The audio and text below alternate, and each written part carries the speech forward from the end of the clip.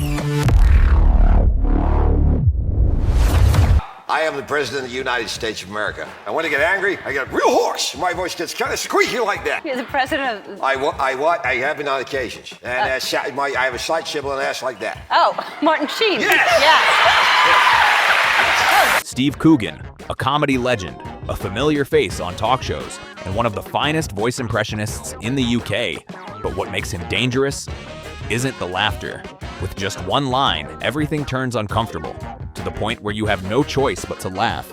And these are his greatest moments. Yeah, I do. I like to be Sylvester Stallone as Hamlet. Well, there's noble in the mind to stop the slings and arrows of outrageous sport. Or to take a sidewinder helicopter and napalm an entire village. How many Sylvester Stallone movies do you have to watch to sound like this? Yeah, I used to do Sylvester Stallone sort of saying, Doing a lot of swearing like that, talking about I just had one of those days, and his mother loving came out to bust his ass. What about you? Yes, I've had one of those days, too.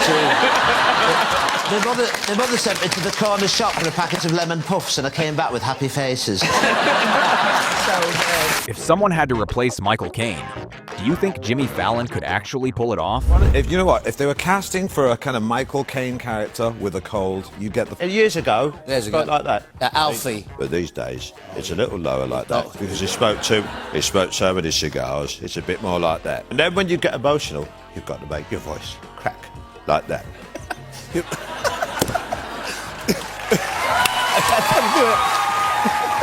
Does anyone remember Ronnie Corbett?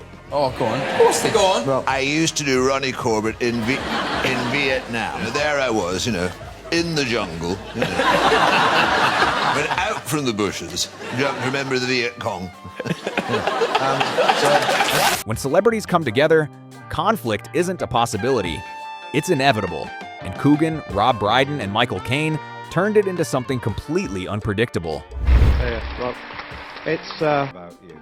No, tonight is about one very special man. Tonight, you're only doing him when he's got you can only do him with the cigar voice later on. That is not true. I can do the young Michael Caine talking like that, but I can also do the Batman. I can be a lot more emotional. I do not want to bury another Batman. Do you know what I hear? It denigrates his art and his creativity. You are taking the mickey out of me, and I do not like it. I don't like it. It's everything from Alfie to Zulu. I love Zulu. That was a wonderful film. I thought that was Zulu was one of his best films. Coogan has never looked this irritated, and the reason is Rick. That Alan Rickman impression was beyond saving. Rick is trying to perfect his is it Alan Rickman impression. It's interesting. It's sort of a medley. It's not great. It's not great at the moment, but I'm getting there, I think. I hope you give me some tips. So it's a medley. Detective John McCliner. Christmas is cancelled. Robin of Locksley. Detective John McCliner.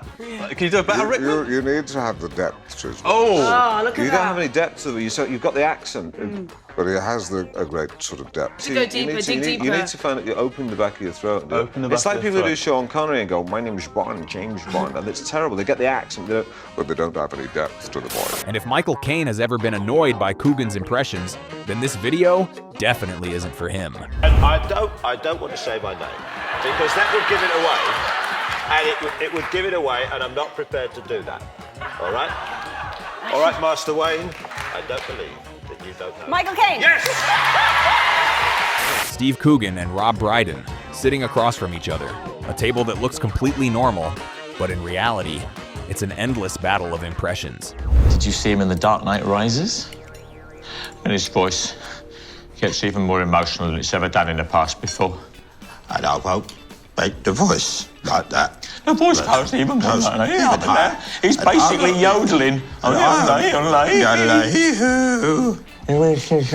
She pushed his tongue up her front. I want to be a Batman. I don't want to be a normal guy. But you sound deaf. Good evening.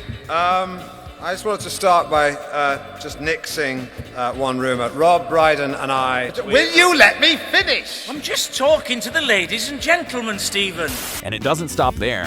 The moment they both start doing Michael Caine, that's when they enjoy it the most. Now, Steve, you do a lot of impressions. Who's your favourite person to impersonate? Whenever we do the trip, me and Rob, we always end up doing There's two kinds of Michael Caine. There's the Michael Caine older, a little bit more croaky like that. But and then when he shouts, it totally changes again. She was only 16 years old. She was only 16. You're only supposed to blow the bloody doors off. That's Michael. Then it's easier.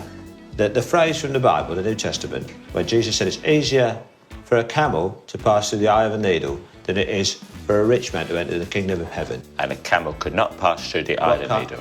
What kind of needle? The needle that you would use for embroidery. No! No! What sort of It needle? means the kind of needle where the walls of a fortress or a city wall come together. There's a small gap that's big enough. A very small camel through perhaps one that's suffered from food poisoning or is bulimic to get that through. So it's not impossible for a rich man to enter. And now, he moves on to Ian McKellen, the man behind Magneto, a voice everyone recognizes instantly. This man is someone who is very well known in the theatre and has a voice that projects itself so clearly that one... Ian McKellen. Yes. You think impressions are just copying sounds? Think again. Watch Steve Coogan completely outclass Jonathan Ross with just a James Bond challenge. Another Bond. You know the way it works now. No, don't do it. Yeah, I haven't pressed the button. So annoying. I'm enjoying this. Remember, I will press it, then we see the Bond. Then I will say who the Bond is so people can say, well, you haven't really been playing ball. Here we go. I'm back. No, I'm not. The name's Bond, James Bond. Things could have turned out very nasty. It's terrible. It's not. He doesn't sound anything like that. Do that again. Okay. Things could have turned out very nasty.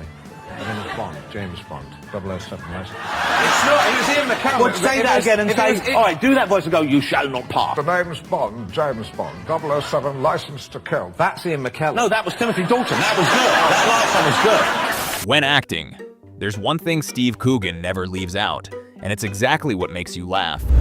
The teeth are practically glowing. Yeah. This character has all the money in the world, and he's clearly spent a fortune having these massive... I don't have that we sort of try and do the best we can with our teeth, not you Americans, but I had to look like someone from LA, so I just put those teeth in. His transformation into Stephen Hawking, using only a computer, is almost unbelievable. And Paul McMullen becomes the center of their criticism. Bring in Steve Coogan, shall we? I have to say, I think you're a walking PR disaster for the tabloids because you don't come across in a sympathetic way. Because your attitude is, we're just selling newspapers, or we're investigative journalists, we're trying to tell the truth. You're not uncovering corruption, you know, bringing down institutions that are inherently corrupt. You're finding out you're just trying to find out who's sleeping with who. Yeah, but if you want to have a free press and a decent police, you have nothing to do with a free press or a decent democracy. Absolute garbage. You're hiding behind, and we're no longer able to catch politicians with their trousers down, fiddling their expenses. That's a big loss. You're not. It's the whole. Just let Paul off. David Frost is next, and Steve Coogan once again recreates everything with stunning precision. David Frost now then, let me see your David Frost. Hello, good evening, and welcome. Right, now do David Frost. Not big, do it small. The movie camera, Hello, good Steve, evening, and welcome. So that was the week. Hello, good morning, and welcome. But I don't play. I do sort of. They really like the English accent over there, so I actually don't do any Northern at all. I sort of become sort of Lord Coogan of Manchester. You need to find it. You open the back of your throat. It's like people who do Sean Connery and go, "My name is Bond, James."